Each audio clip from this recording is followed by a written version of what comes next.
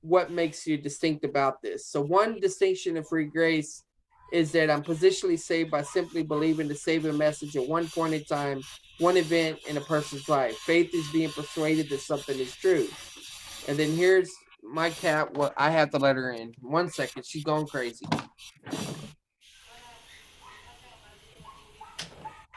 Girl salvation and discipleship. How to understand some difficult Bible passages. Many Yeah, Bible passages are you don't have to difficult read to that. You don't understand. have to read that. I'm just explaining this book by Being goes through and does the chart, but it does A truth and B truth, positions A truth and B truth. I Okay. know she wants to eat, and I'll talk about this later. But salvation is absolutely free. Salvation is received only by faith. Salvation is by believing in Jesus for salvation as the object. Salvation is based on the finished work of Christ, and salvation by free grace is reassuring to the believer. Okay. So once again, Romans 3:22, being justified freely by his grace. Romans 4:5. Now to the one who works, his wage is not credited as favor, but is his due. But to one who does not work, but believes in justifying godly, his faith is credited. So here in this context, works is contrast to faith or believing. Romans 11:6. But if it's by grace, it's no longer on the basis of works. So Yeah. there's a contrast there between grace and works. Mm. Ephesians 2:8 and 9, which we talked about already. This first part is positional, and the second part is experiential and makes a distinction between the works. Ryrie So Great Salvation uses an argument concerning barren fruit. I know Janet's getting frustrated. She's like, why is this taking so long? And I'm like, well, this is the only way that I could determine how much is included in the video. And so he makes an argument all Christians will bear fruit. And then he explains what that means. He says that first, this does not mean the believer will always be fruitful. Second, this does not mean a certain person's fruit will necessarily be outwardly evident. In other words, you not everybody can see the fruit. Third, my understanding of what fruit is, therefore, what I expect others to bear my fruit may be faulty and incomplete.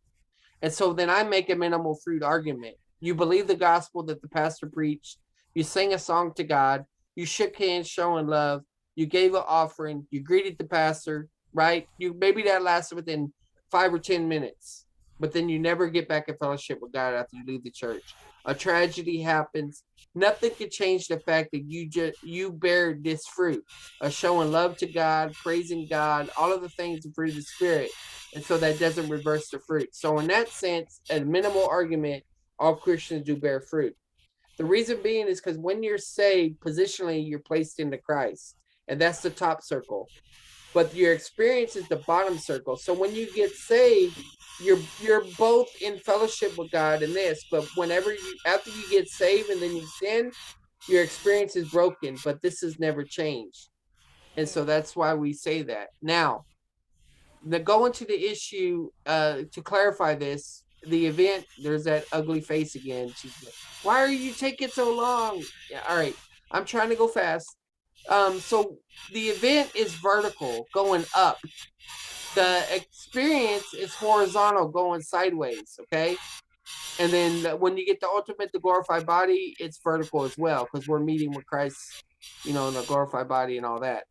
Now, whenever I first learned the distinction between eternal security and assurance, I would say what Schaefer said, that eternal security is a fact, but assurance is like an experience. In other words, you may not always feel assured, but eternal security is a fact. But there's an issue that comes up, and I know I'm going fast with this, but I got to explain this. There's something called positional assurance, which means that at the moment that you believe the gospel, you had to believe that you were going to be with Jesus, that you had a relationship with him now, that you're saved, you're going to heaven, okay? That you're not going to hell. So there is an assurance that happens positionally at that moment.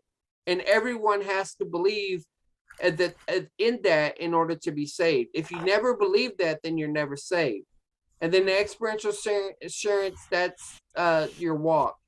And then you're really assured whenever you go ultimate because you're physically there. The reason this is important is because when we're talking about salvation, assurance is of the essence of saving faith. In other words, if you were never assured in the very beginning, then you were never saved because you didn't believe the promise of eternal life. Now, this doesn't mean that if you don't believe in eternal security now, that you're not saved. If a person does not currently believe in eternal security, it does not mean they were never positionally saved. At one point in time, they believed and they were not going to hell because of Jesus. So they are eternally secure. They are saved but confused. Okay? So positional assurance is the basis for salvation, not experiential service. And Janet is frustrated. So we are eternally secure even if we do not temporally persevere. Free grace allows for saved Christians to not persevere in their walk after being positionally saved. A person can apostatize, embrace a false religion, even become a Satanist, and their salvation is not reversed. There are consequences for those things, but reversal of salvation is not one of them. And then this is the last passage, and so I got a color-coded position. If we died, we will also live with him. That's the ultimate. If we endure, that's experience. We will reign with him. That's ultimate. If we deny him, that's in our experience. He will deny us. That's ultimate. If we're faithless in our experience or no faith, then he remains faithful. In other words, he disciplines us. He stays true to his promise. So this shows you that the reason that we're going to heaven is because we died with him. And therefore, we're going to live with him, ultimate. So the experience has to do with rewards and not with determining our destination. So another way to put it, if we died, we will live with him. We'll get a glorified body. If we endure, we will reign. If we deny, then he will deny as the rewards. And if we're faithless, he remains faithful.